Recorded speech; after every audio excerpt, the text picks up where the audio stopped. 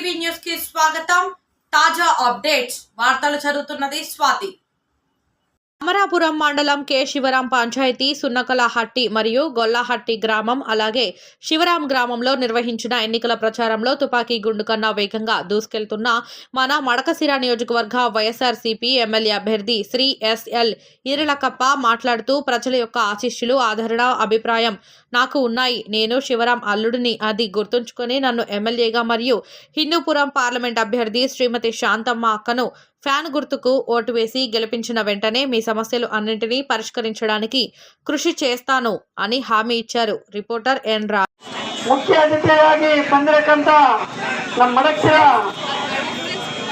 ಅಕ್ಷರ ಆಗಿರುವಂತ ಸೋಕರು ಅಶೋಕ್ ಕುಮಾರ್ ಸರ್ ಗಾರಿಗೆ ಮತ್ತು ನಮ್ಮ ಮಾವಯ್ಯ ಜನ ಅವ್ರಿಗೂ ಕಾಂತರಾಜನ ಅವ್ರಿಗೂ ನಮ್ಮ ಒಕ್ಕಲಿಗ ಕಮಿಟಿ ಚೇರ್ಪರ್ಸನ್ ಆಗಿರುವಂತ ನರೇಂದ್ರ ರಂಗೇಗೌಡರು ಅವ್ರಿಗೂ ಎಂಪಿಪಿ ಅವ್ರಿಗೂ ಜೆಡ್ಪಿಟಿಸಿ ಅವ್ರಿಗೂ ನಮ್ಮ ಸ್ಥಾನಿಕ ಸರ್ಪಂಚ್ ಆಗಿರೋ ಚಿಕ್ಕಣ್ಣ ಅವ್ರಿಗೂ ರವಿಶಂಕರ್ ರೆಡ್ಡಿ ಸರ್ ಅವ್ರಿಗೂ ಮತ್ತೆ ಡೈರೆಕ್ಟರ್ ಈ ಎಲ್ಲ ಭಾಗದ ಬಂದಿರಕ್ಕಂತ ನಮ್ಮ ಶಿವರಾಮ್ ಗ್ರಾಮ ಪಂಚಾಯತಿ ಗೊಲ್ಲಹಟ್ಟಿ ಆಗಿರೋಂಥ ಅಕ್ಕ ತಂಗಿಯರಿಗೂ ಅಣ್ಣ ತಮ್ಮರಿಗೂ ನನ್ನ ಹೃದಯಪೂರ್ವಕವಾದ ನಮಸ್ಕಾರವನ್ನು ತಿಳಿಸ್ತಾ ಇದ್ದೀನಿ.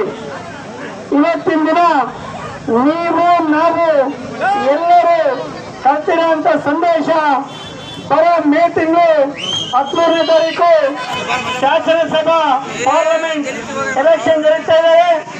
ಅದಕ್ಕೋಸ್ಕರವಾಗಿ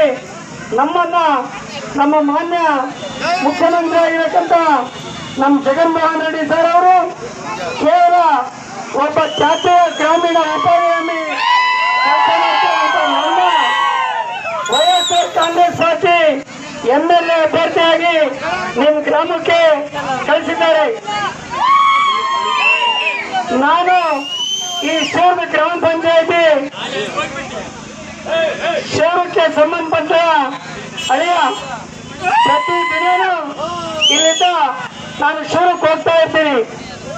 ನಮ್ಮದು ಪಳಾರ 20 ಕಿಲೋಮೀಟರ್ ಆಗ್ತದೆ ಇಲ್ಲಿಗೆ ಅಷ್ಟೇ.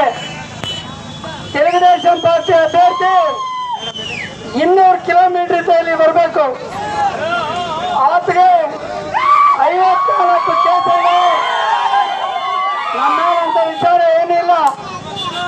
ನಾನು ಪ್ರತಿದಿನನೂ ಅರ್ಜಿ ಬರೆದು ಬಡವರ ಕಷ್ಟ ಸುಖಕ್ಕೆ ತಿಳ್ಕೊಂಡು ಒಂದು MPDO MRO ಸ್ಟೇಷನ್ಗೆ ಪ್ರಜೆಗೋಸ್ಕರಾಗಿ ನಾನು ಸೇವೆ ಮಾಡಕ್ಕೆ ಬಂದಿರೋಂಥ ವ್ಯಕ್ತಿ. ಯಾವುದೇ ಆಗಲಿ